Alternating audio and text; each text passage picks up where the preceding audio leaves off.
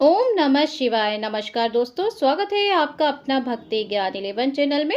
आज के वीडियो में हम श्रवण करने वाले हैं सोमवंती अमावस्या की पौराणिक व्रत कथा। जी हाँ, अमावस्या का हिंदू धर्म में खास महत्व होता है।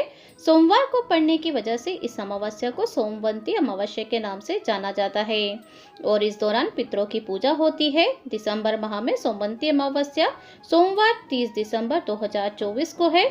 ये इस साल की आखिरी अमावस्या है। जो लोग इस दिन व्रत रखते हैं और इस व्रत की कथा की महिमा का गुणगान करते हैं, उन्हें हमेशा सौभाग्य का वरदान मिलता है। तो आइए श्रवण करते हैं सोमवंती अमावस्या की पौराणिक व्रत कथा। कथा का नियम के अनुसार अगर आप कथा पूरी सुनते हैं तो केवल व्रत नहीं भी करते हैं, केवल कथा को श्रवण करने मात्र से ही आपको संपूर्ण फल की प्राप्ति होती है। तो आइए पौष मास की सोमवंती अमावस्या के पौराणिक व्रत कथा को श्रवण करते हैं। एक साहूकार के 7 बेटे और 7 बहुओं के साथ एक बेटी भी थी। साहूकार के घर एक दिन एक साधु आया जिसे साहूकार की बहू ने भिक्षा दिया। तब साधु ने उसकी सभी बहुओं को सदा सौभाग्यवती होने का आशीर्वाद प्रदान किया। पर साधु को जब साहूकार की बेटी भिक्षा देने गई तो उसने उस लड़की से भिक्षा नहीं लिया और बोला कि तेरे भाग पे सुहाग की जगह दुहाग लिखा है। लड़की को साधु की यह बात बहुत बुरी लगी, पर वह चुप ही रही। कुछ दिन बाद उसने अपनी माँ से साधु के द्वारा कही हुई इस बात को बताया। सारी बात सुनकर उसकी माँ ने कहा कि कल जब साधु आएगा तब मैं सुनती हूँ कि वह क्या कहता है और क्यों कहता है। अगले दिन जब साधु आया तो साहूकारनी छिपकर बैठ गई और लड़की को भिक्षा देने भेजा। साधु ने फिर उससे भिक्षा नहीं लिया और फिर वही बात को दोहराया कि तेरे भाग पे सुहाग की बजाय दुहाग लिखा है। तब तुरंत ही लड़की की माँ बाहर निकल कर आई और साधु से कहा कि महाराज, आपने सातों बहुओं को सौभाग्यवती होने का आशीर्वाद दिया, पर हमारी एकमात्र पुत्री को ऐसा आशीर्वाद क्यों नहीं दिया। तब साधु ने जवाब दिया कि जो बात सच है मैं वही कह रहा हूँ। इसके भाग्य में जो लिखा है मैं वही बता रहा हूँ। दरअसल इसको वैधव्य लिखा हुआ है, अर्थात विधवा का योग है। सारी बातें सुनने पर लड़की की माँ कहती है कि जब आपको सारी बात पता है तो इससे बचने का उपाय भी पता होगा, इसलिए कृपा कर वो भी हमें बताइए। साधु ने तब बताया कि 7 समंदर पार एक धोबन रहती है जिसका नाम सोमा है और वह सोमवंती अमावस्या का व्रत करती है। अगर वह आकर इसे आशीर्वाद दे दे तभी इसका दुहाग टल सकता है, नहीं तो वह विवाह के समय ही सर्प काटने से इसके पति की मृत्यु हो जाएगी। सारी बातें सुनकर लड़की की माँ रोने लगी। फिर सोमा धाबिन की तलाश में निकल गई। चलते चलते रास्ते में तेज धूप पड़ने लगी और धूप से बचने के लिए साहूकारनी एक पीपल के वृक्ष के नीचे बैठ गई। उसी वृक्ष पर गरुड़ के बच्चे भी अपने घोंसले में बैठे थे। तभी एक सांप आया और गरुड़ के बच्चों को खाने के लिए लपका, लेकिन साहूकार ने उस सांप को मारकर बच्चों की रक्षा की। कुछ देर बाद गरुड़नी आई और सब जगह खून देखकर साहूकारनी को चोट से मारने लगी। साहूकारनी बोली कि एक तो मैंने तेरे बच्चे को सांप से बचाया है और तू मुझे ही मार रही है। सारी बातें जानने पर गरुड़नी बोली कि तूने मेरे बच्चों की रक्षा की है, इसलिए मांग जो मांग सकती है, जो मांगना चाहती है। साहूकारनी गरुड़नी से कहती है कि मुझे 7 समंदर पार सोमा धोबिन के यहाँ छोड़ दें। इतना सुनना था कि गरुड़नी ने साहूकारनी को अपनी पीठ पर बैठाया और उड़ चली। साहूकारनी 7 समंदर पार पहुँच तो गई, लेकिन सोचने लगी कि इसे कैसे मनाऊं। सोमा धोबिन की भी 7 बहुएं थी, लेकिन घर के काम को करने के लिए सदा आपस में ही लड़ती झगड़ती रहती थी। रात को जब सब सो जाते थे तो साहूकारनी आती और चुपके से सारा काम कर उजाला होने से पहले चली भी जाती थी। सारू बहुएं भी आपस में यही सोचती थी कि कौन सी बहू है जो सारा काम कर देती हैं, लेकिन एक दूसरे से पूछने की हिम्मत कभी किसी ने नहीं करती थी।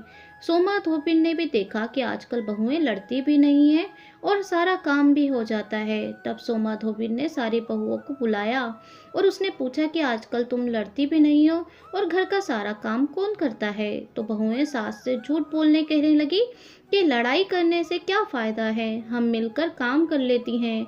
सोमा धोबिन को अपनी बहुओं की बात पर विश्वास ही नहीं हुआ, इसलिए वह रात में जगकर स्वयं देखने लगी कि आखिर कौन काम करता है। रात होने पर सोमा धोबिन छिपकर बैठ जाती है कि देखो कौन सी बहू काम करती है। रात हुई तो वह देखती है कि एक औरत चुपके से घर में घुस रही है।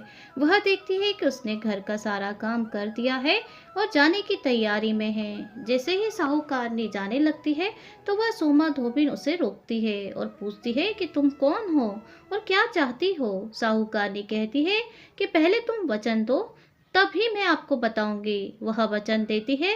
तब साहूकारनी कहती है कि मेरी बेटी के भाग्य में दुहाग लिखा है, लेकिन तुम सोमवंती अमावस्या करती हो, तो मेरे साथ चलकर उसे सुहाग दे दो। सोमा धोबिन वचन में बंधी हुई थी, तो वह साहूकारनी के साथ चलने को तैयार हो जाती है। जाते हुए सोमा धोबिन अपने बेटे और बहुओं से कहती है कि मैं इस औरत के साथ उसकी बेटी को सुहाग देने जा रही हूँ, लेकिन अगर मेरे पीछे से तुम्हारे पिताजी मर जाएं तो उन्हें तेल के कूपे में डालकर रख देना। धोबिन साहूकारनी के घर पहुंच जाती है। साहूकारनी अपनी बेटी का विवाह करती है। तो फेरों के समय सोमा धोबिन कच्चा करवा, दूध तथा तार लेकर बैठ जाती है और कुछ समय बाद सांप आता है और उस दूल्हे को डसने लगता है। तब सोमा धोबिन करवा आगे कर तार से सांप को बांध देती है और सांप मर जाता है। तब सोमा धोबिन ने लड़की को सुहाग दे दिया और कहा कि जितनी अमावस्या मैंने की है उन सभी का फल साहूकार की उस लड़की को मिलेगा, और अब से आगे जो भी अमावस्या मैं करूंगी उनका फल मेरे बेटे, पति और बेटों को मिलेगा। तभी से लोग सोमवंती अमावस्या की जय जयकार करने लगते हैं। सोमा धोबिन अपने घर वापस जाने को तैयार हुई तो साहूकारनी ने कहा कि तुमने मेरे जमाई को जीवन दान दिया है, इसलिए तुम जो चाहो मांग लो। सोमा धोबिन बोली कि मुझे कुछ नहीं चाहिए और वह चली गई। रास्ते में चलते हुए फिर से सोमवंती अमावस्या आ गई। उसने पीपल के पेड़ के नीचे बैठकर कहानी कही, व्रत रखा और पीपल के पेड़ की 108 बार परिक्रमा की। पीपल के पेड़ की पूजा के बाद वह घर जाती है तो देखती है कि उसका पति मर पड़ा है। वह रास्ते में जो भी सोमवंती अमावस्या उसने की थी उसका फल अपने पति को दे दिया, जिसके प्रभाव से वह पुनः जीवित हो उठा और कहने लगी कि तूने ऐसा क्या किया है जिससे तेरा पति जिंदा हो गया। तब सोमा कहती है कि मैंने तो ऐसा कुछ नहीं किया है, बस रास्ते में सोमवंती अमावस्या आ गई थी जिसका कि मैंने व्रत किया, कहानी कही और पीपल के वृक्ष की 108 बार परिक्रमा की है। तब सारी नगरी में ढिंढोरा पिटवा दिया गया कि हर कोई सोमवंती अमावस्या करेगा, पूजा करेगा, व्रत रखेगा, कहानी कहेगा और पीपल के वृक्ष की 108 बार परिक्रमा करेगा और कहेगा कि हे सोमवंती, जैसे आपने साहूकार की बेटी को सुहाग प्रदान किया वैसे ही हमको भी देना। इस तरीके से सोमवंती अमावस्या की पौराणिक व्रत कथा समाप्त होती है और तभी से सोमवंती अमावस्या को अत्यधिक महत्व दिया गया है और उसकी व्रत भी किया जाता है। साथ ही कथा सुनने मात्र से आपका सुहाग अमर हो जाता है। तो मेरे आज की कथा को आपने अंत तक श्रवण किया होगा। अगर चैनल पे नए हैं तो सब्सक्राइब कर लीजिए। आने वाले वीडियो की जानकारी के लिए नोटिफिकेशन नोटिफिकेशन बेल को ऑन भी कर लीजिए, ताकि तब भी हमारे चैनल पे वीडियो अपलोड होगा तो सबसे पहला नोटिफिकेशन आपको मिल जाएगा।